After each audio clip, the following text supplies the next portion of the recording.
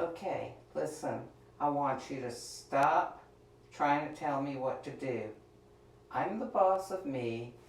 I make my own decisions about myself. You cut it out. Now, did that look strange, me talking to myself in the mirror? But you know what? Sometimes it's, it's perfectly fine anytime to do that, but sometimes it's necessary, okay? Especially right at this particular time. There are a lot of people who are getting all whipped up and letting themselves kind of go a little bit nuts. Um, Maybe they've done okay for a few days and now things are starting to wear on them, and maybe the kids are driving you crazy, or maybe your job and paycheck situation is so uncertain and you don't know what to do. Well, let me tell you something not to do, okay? It is not going to help you to get all hysterical over things. Now, you may feel kind of compelled to do that. Some people, okay, this is what some people do, and I want to warn you against, okay? Some people decide, if I feel a certain way, then this must be a valid indication of what's going on. In other words, my feelings and emotions are good indicators of how to deal with things, of sort of assessing or taking the temperature of the situation. Let me put my milk in the fridge. Okay, I'm here to tell you, in most cases, that is not true, okay? You cannot go by your emotions as treating them as a gauge to what's going on in a situation, all right? Now, they can help you. You can use them as helpers, but you cannot use them as the only gauge. So I started off this live by talking to myself in the mirror, because you know what? I was talking to my emotions, because this morning I woke up and I felt a little bit like, whoa, what am I going to do today? And I let my mind drift into negative areas. I started thinking, oh, golly, I can't go anywhere. I started thinking of all the can'ts. I can't visit my daughter and son-in-law and the kids. I can't blah, blah, blah, blah, blah, blah, blah. All these things that I can't do. And then I decided, I need to give myself a talking to here. I need to work things out with this voice that's telling me negative things. So I got in the mirror and I told my emotions as, who I was talking to, you're not the boss of me. So here, I'm going to make this quick. I want to explain something to you. You can be feeling frightened or anxious or panicky or sad or depressed or any number of feelings. Hey, you can use this with food too. You can feel like you want to eat everything in the refrigerator because you're so aggravated with what's going on or so upset about it, and you feel like food's going to help you. No. Let me tell you what is already built into you that's going to help you, okay? Making a decision to change your mind. Listen, if necessary, you know how in the movies, like they'll slap somebody who's having hysterics?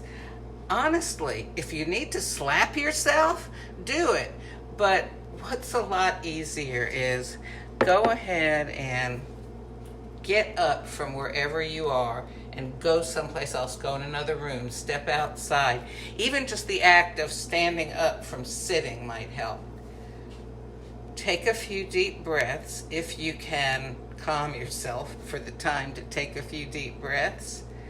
Or honestly, if you need to slap yourself, do it. Or get a really cold washcloth and put it on your face. Something to kind of snap you out of that funk that you're in, okay?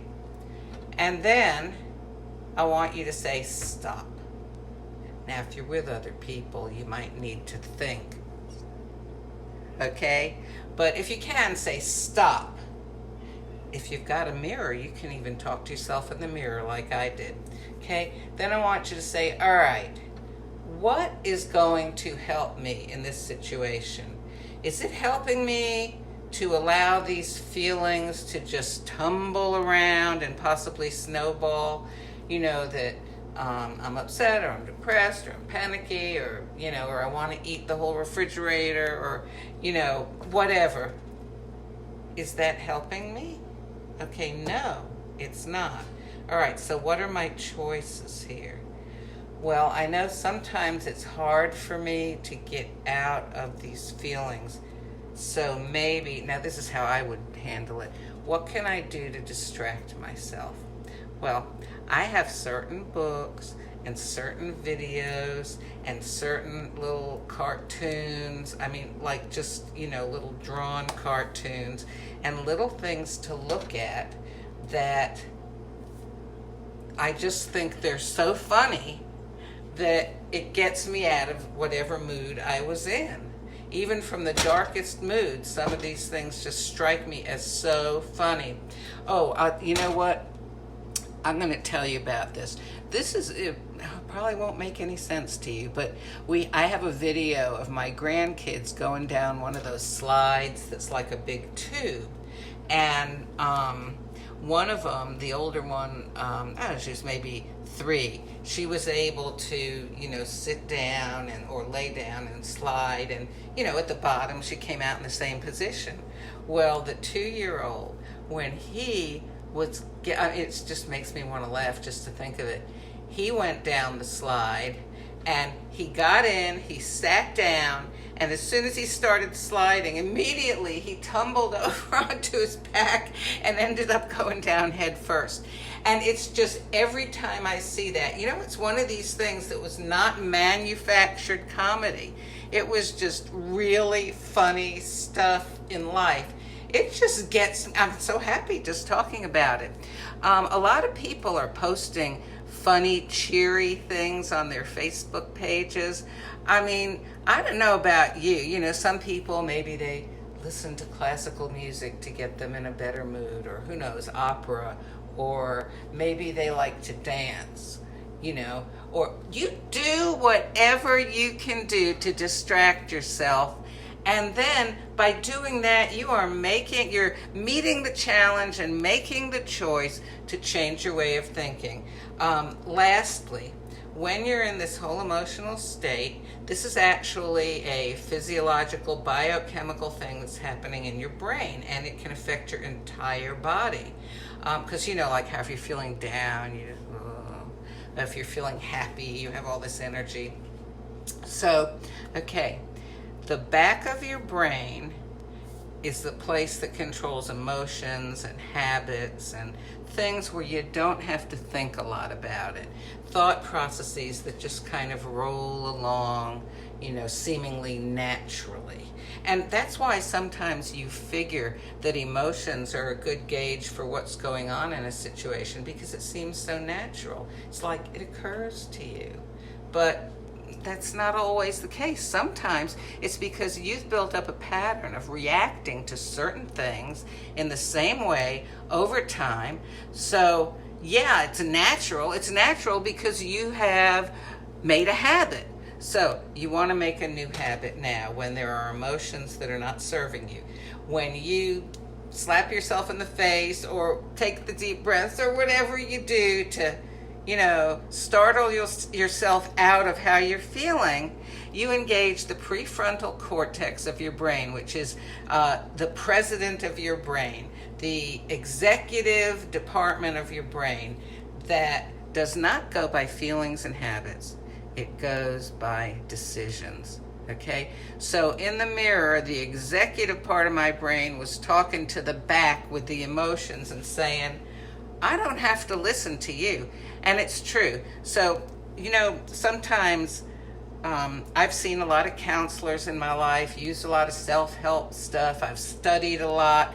And what I've found is sometimes it helps to have somebody say, I give you permission to change. I give you permission to do this or say that.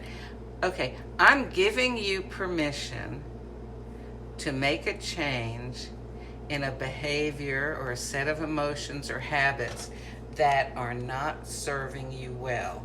And particularly right now, if you're having trouble with what all's going on, just the very fact that, golly, everything's different. Snap out of it, do what I said, engage that executive part of your brain, make an executive decision, and get out of it. And try your hardest to do this every time something happens that you know you need to change. Okay? And the more you do it, then you'll form a healthy habit. I mean, I have done this in many areas of my life. I've overcome, like fear of flying, going to the dentist, getting all anxious over how certain electronics work in my house when they're not working, and I shouldn't say anxious, I should say dang upset. And I'm becoming a more patient and calmer person because I'm practicing this. Is it easy? No. In the beginning especially, it's not easy, but look on it as a challenge, okay? Think back to when you were a kid and you really wanted to do something and you were going to try. Like, maybe you were riding your bike and you kept falling and you just kept getting back up on that bike. Well, keep getting back up on that bicycle of forming healthy habits, okay? You're going to fall. It's going to be hard, but eventually it's going to get easier and it will become a habit. So you can just hop on anytime. You know how they say you never forget how to ride a bike? Once you ingrain these healthy habits, you will never forget them. They'll be in there, okay? I wish you a very happy day. Do not stress over what you cannot control. But the things you can control, like how you're thinking, control those. God bless you.